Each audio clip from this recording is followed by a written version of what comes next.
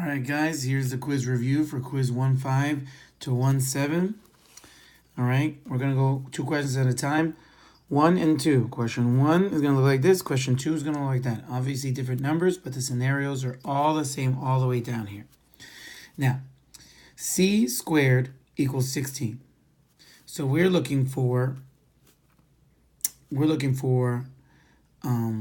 something to solve for c. So we're trying to leave c by itself. Okay, so how do I get rid of the squared? We do the reverse, which is the squared root. Okay, and the square root of 16. The square root of 16 is 4. We know that one. But remember, 4 times 4 makes 16, so that's perfect. But so does negative 4 times negative 4. So the way you write this is it's positive or negative 4. Okay, so there's 2 possible answers, 4 or negative 4. That will make 16 if you multiply it by itself. All right, now this one over here is what you do when it doesn't have an exact square root. 70 doesn't have an exact square root. It's going to be an irrational number. So instead of writing all the decimal points and all that stuff, all you have to do is square root this one, square root that one. Now this is x by itself because square root gets rid of the squared, cancels it. Then you just bring this down, square root of 70. And now we know that the answer can be positive or negative. That's it. Question 1 is going to look like this. Don't forget this. It will be wrong if you do. And question 2 will look like this.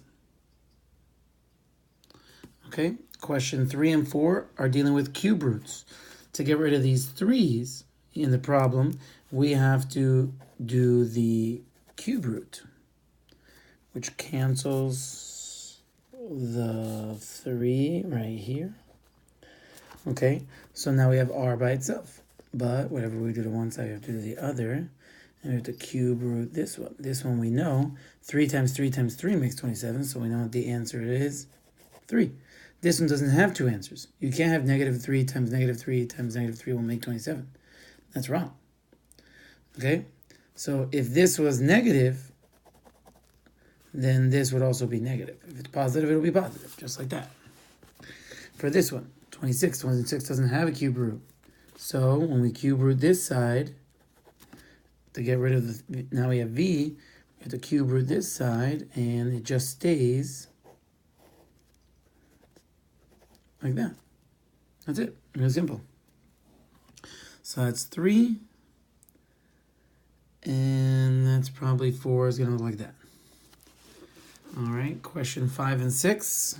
Question 5 is going to look something like this. So 16 to the third times 16 to the fifth. The bases are both the same, so they're going to stay the same. And the exponents are different. So when you multiply exponents that have the same base, these are just going to add. So it's going to be 16 to the 8th power. And that's simple. Okay, remember here you have 16 times 16 times 16. Times 16 times 16 times 16 times 16 times 16 times 16, which makes the same thing as 16 times 8. Now for division, it does the exact opposite. Okay, here is 5 to the 10th power divided by 5 to the 3rd power, which actually creates 5 to the 7th power because when you have the same bases and you're dividing, the exponents subtract and the base stays the same. Over here is 7 and 8. Question 7 is going to look like this. 5 to the 3rd power to the 6th power, which means 5 to the 3rd power is actually going to multiply 6 times. So this is going to happen 6 times, which will create 5 to the 18th power. So these two multiply in that scenario. When an exponent has an exponent, it multiplies. Now here, the exponents are the same. So the exponents are going to stay the same all the way through. These bases are different. So 3 times 4 is going to happen 4 times. Okay? I've shown you this before. This becomes 3 times 3 times 3 times 3. And this becomes, so this is multiplying, so times here, 4 times 4 times 4 times 4. So 3 times 4 is 12, right? So 3 times the 4 is 12. And that's happening 4 different times. So 12 is happening 4 times.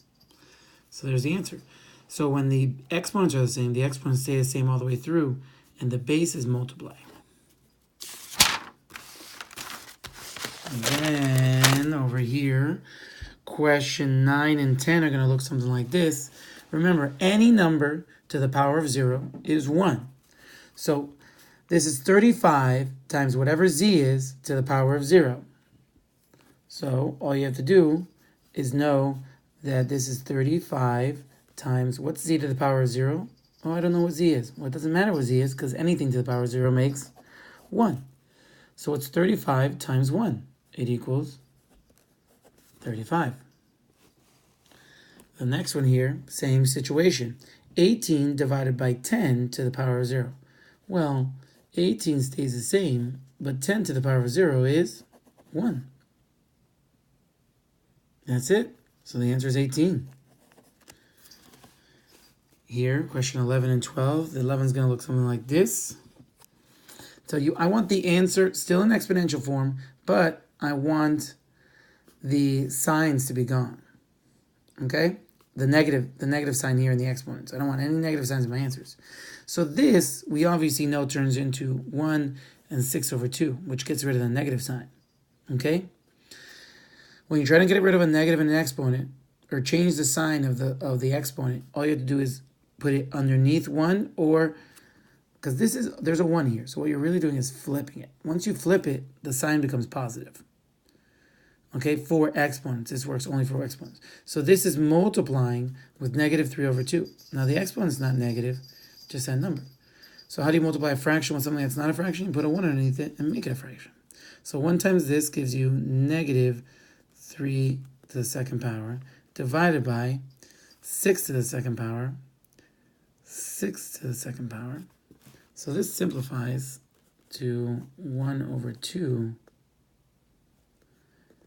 And this will be 1 squared and 2 squared. Yep. Does that make sense? All right, and that's it. Which is, this is also the same thing as 1 over 2 to the second power, which gives you 1 over 4. That's the final answer. But I would have been fine with this answer right here.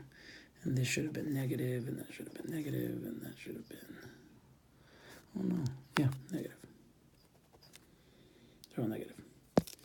All right, and then the last example I have for you is this one here, where I give you the numbers to put into the variables.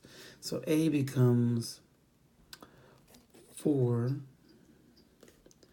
to the negative 5, and the B becomes a 5. 5 to the negative 3. Negative 3.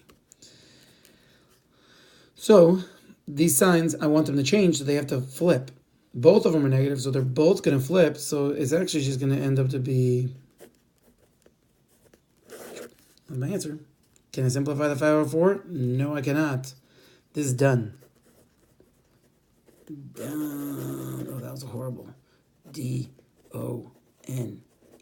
Done. What was that? What was the squiggle here? I tried to make a D-O-N, and then I made another N, and then made Doni or something like that. That was horrible. All right. Done. That's the quiz. All right. Pretty easy. Good luck.